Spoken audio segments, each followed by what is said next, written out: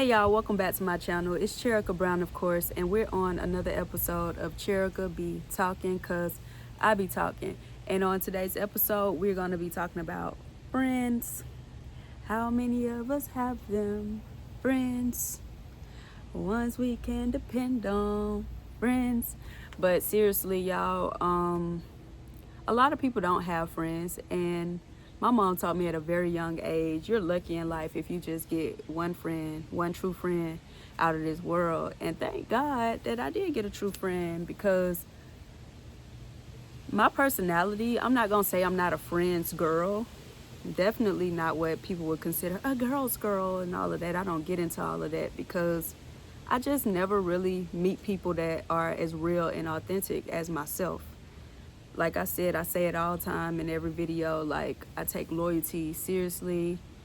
My love is genuine, my love is pure, because that's the type of household and upbringing I come from, like where people give you the shirt off their back, people give you their last. So my foundation, I feel, is very strong. So when it comes to friendships and stuff, I don't take those things lightly. And I'm blessed to have a best friend that I've had a best friend since first grade, kindergarten. And the thing about a true friend is nearly family. Like a true friend, not even a friend. It's like at a certain age where the best friend title and stuff don't even matter, because honestly, it's just your sister. Like you go through so much together that you don't become the same person, but at the foundation and at the core, you and your true friends, y'all take love and loyalty like the same. Y'all look at it the same. Like my friend knows that if it's my last but they need it, that they can have it, and vice versa. So a true friendship is just rare. And I was thinking about this just because with everything going in the media with the little rappers in Atlanta and everything, all it's about for real is friendship. Because let's be real, everybody in the little situation and in the drama and beef, not even street or, all of that stuff. And at a certain age, all that street and code and law and stuff goes out the window, or it should go out the window, because you're a grown man with grown responsibilities and real things to take care of. And at the end of the day, it just boils down to who really has a friend, or do you have a friend in certain people. And at the end of the day, whether you are male or female, everybody long for a true friend. And it hurts people when somebody that you thought was your friend like betrays you or just switch up for no reason. I'll be 30 next month in October, and I can say by now I've had a good handful of people that just fell off. Some people I could tell you why. Most people I can't tell you why on God's green earth I don't like communicate with people that considered me their friend before. And that's one thing about me, because even if people considered me a friend, I've always been a true friend. None of my friends can tell you that I come to them talking about my other friends, whether you best friend or you just friend or you associate. I'm not that person that walk around and talk about people or gossip about people or repeat their business. Nobody can ever say that about my character. Yeah, I might get mad and I'll say something about somebody betray me, I'll get slick at my mouth or whatever. That's human nature, that's my flesh. But who I am to my core, I'm not the gossip girl. I'm not the, like the mess keeper, the drama keeper or whatever.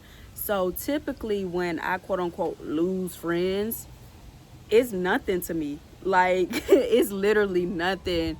I've lost friends in a group, and I'll be friends with somebody else that's still in the group, and the other person will like dwell on the fact that, oh, it's not a group anymore, it's not friends anymore. And the whole time I'm like, you can go be their friend, but I'm that type of person, once you cross a line with me, especially if it's something weird and I don't even know what happened between us for real, it's really no coming back with me.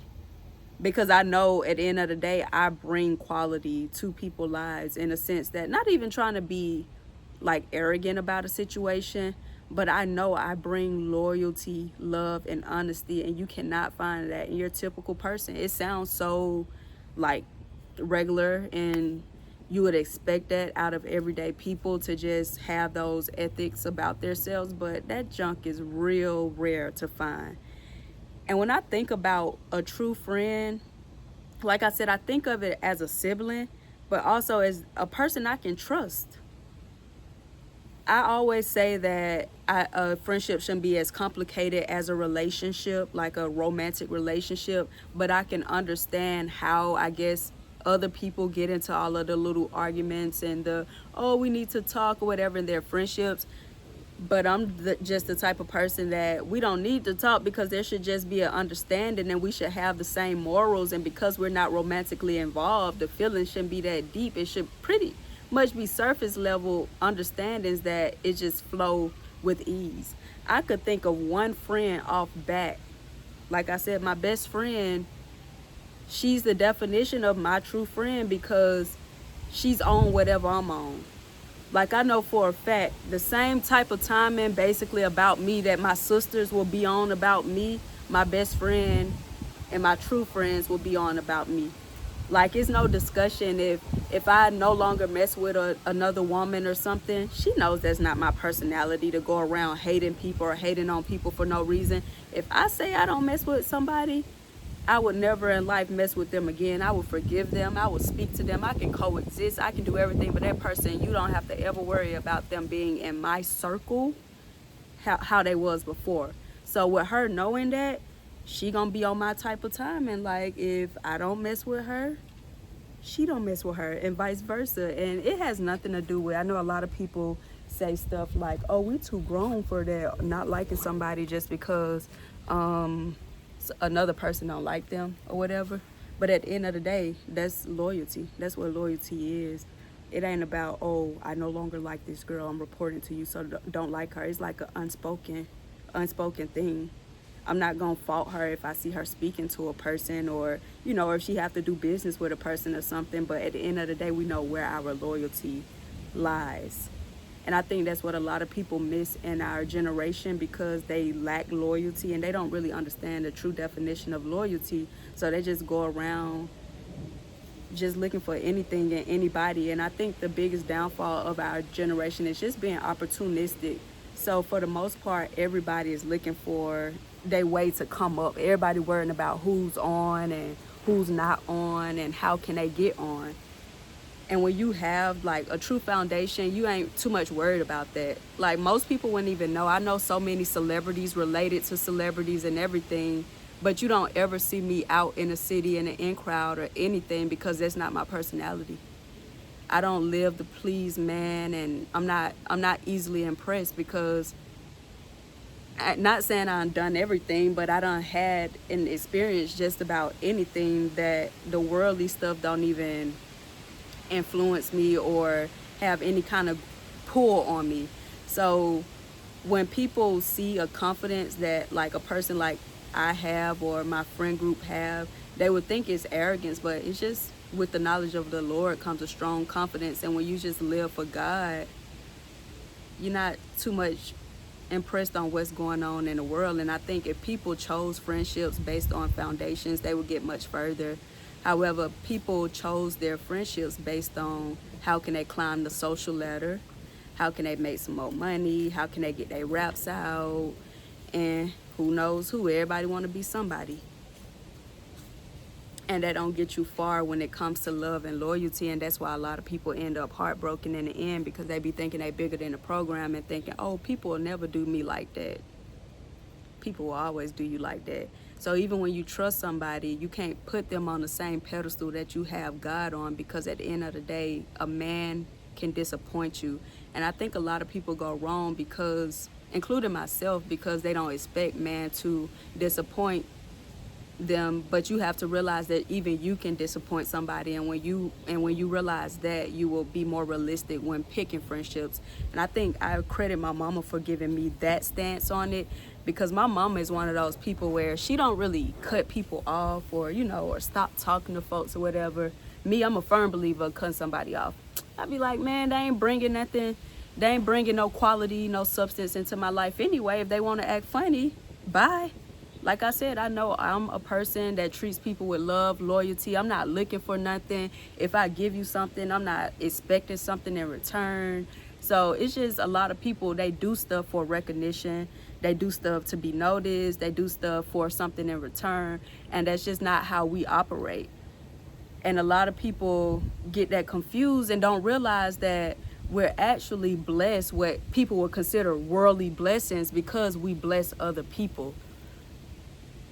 And we not just always looking for what can we get? What can we get? We like, well, if I'm supporting you, it's because it's genuine. It's because I want to support you. I want you to keep going. I want you to excel. It's not because, oh, I see the opportunity in this, or I see where she can go in this, and I want a piece of the pie. I want a piece of the cake. No, it's because everybody needs support. Whether you're a billionaire or you're a thousandaire or you just poor and broke, everybody need that type of support.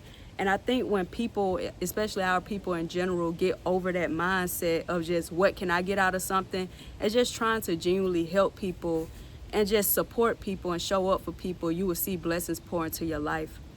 Whether that's through friendships, through family members, through strangers, or whoever. It's just, it pays off to be a genuine person, and not many people are genuine people. So when you are moving or operating, you can't fool love. You can't fool love. You can't fool God. When you're not operating from a pure place, it ends up coming back to bite you.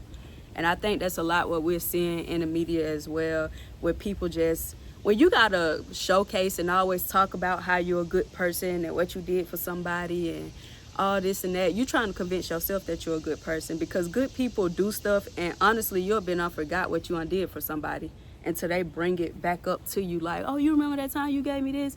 Remember that time you gave me that? You like, oh, I forgot all about that, because that's just who you are to your core.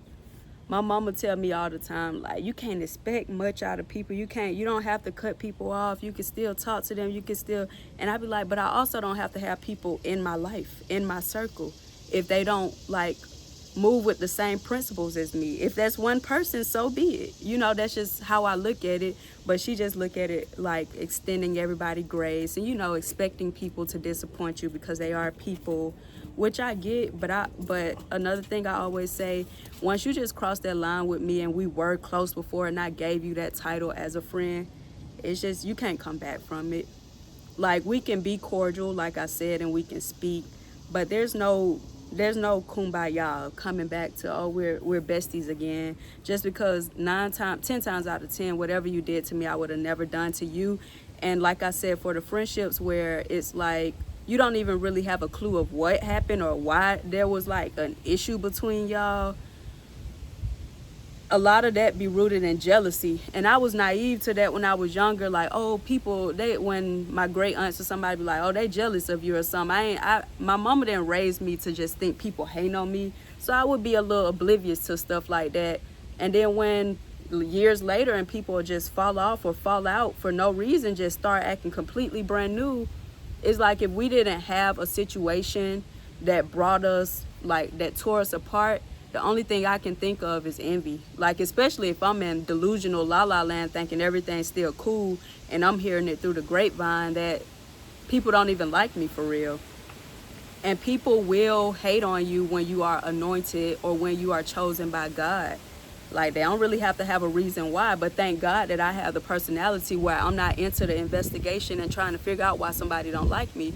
Because when you are good to people, truly at your core, it's not really your loss, and it's not nothing for you to figure out. It's just for you to accept. And sometimes maybe people not hating on you, maybe y'all are just growing apart, and y'all going through different seasons of life, and you know, God remove people when that season is up in your life. So I just feel like you can accept that and respect that, and everything don't need to be rekindled. I just don't think honestly that it's genuine when it's rekindled when it comes to friendships, because there was an unknown issue for no reason, and just talking through stuff, sometimes you can just feel the awkwardness.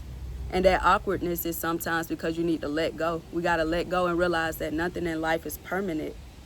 And that's even when it comes to a friendship. Yeah, you can compartmentalize and place people where they belong in your life and realize not every friendship is supposed to be this close-knitted friendship. But also sometimes it's just time to thank people for the time they served in your life and keep it pushing, wish them well, and clap for them from a distance. And I think when people understand that and stop just looking for a friend to be like, stop looking for their parents and their friend, and stop trying to be so clingy and just looking for the sibling they never had, that you will get much further in life when you just see people and accept people for who they are, and realize it's okay if you don't have that quote unquote best friend. I think a lot of people get too caught on titles too, because we too grown to worry about titles. Everybody don't have a best friend, and that's fine. Like, you can find a best friend in Jesus and God. You can find a best friend in your parent and your cousin and your sibling. Like, learn how to love the people that's around you, your blood, that got your blood. And sometimes you can be closer to a best friend than you will to your cousin. But don't try to force relationships that didn't naturally happen in your life, and be okay with being alone. A lot of people are just not okay with sitting with themselves. And if you're not okay with sitting with yourself, you need to figure out what you need to change about yourself to make yourself a better person. Because personally, I love my alone time. I think friendship is great, and I'm grateful for my friendship, and I pray that everybody can find at least one genuine friend, but also just be comfortable sitting in silence and sitting alone. But I hope this message helps somebody, and y'all know I'll be back because I'll be talking.